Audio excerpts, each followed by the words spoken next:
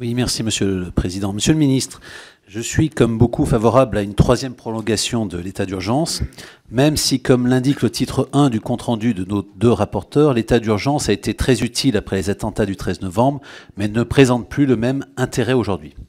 Favorable en raison de l'Euro de football qui débutera le 10 juin prochain et de la nécessité absolue de faire en sorte de donner des moyens d'exception pour la sécurité des matchs.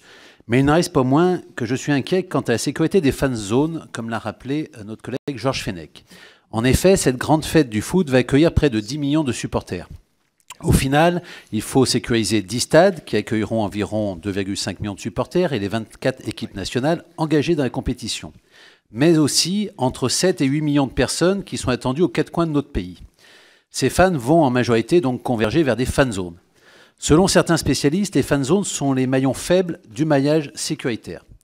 Autant les stades et leur environnement proche seront particulièrement bien sécurisés en raison du nombre important de forces de l'ordre déployées, une habitude pour ces stades d'accueillir de nombreux publics, avec des agents de sécurité expérimentés, de nombreuses caméras de vidéosurveillance. Mais qu'en sera-t-il pour les fan zones, Monsieur le Ministre? Y aura-t-il suffisamment de forces de l'ordre, déjà largement sollicitées depuis plusieurs mois, tant en raison du risque de terrorisme que pour les nombreuses manifestations violentes, et bien entendu autour des stades et lieux de résidence des équipes nationales? Y aura-t-il suffisamment d'agents de sécurité formés pour assurer les contrôles d'entrée de ces fan zones?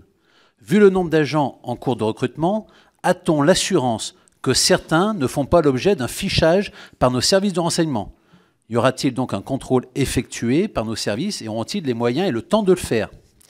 Enfin, à quelle hauteur cela sera la responsabilité des organisateurs de ces fan zones? Je pense notamment aux mairies.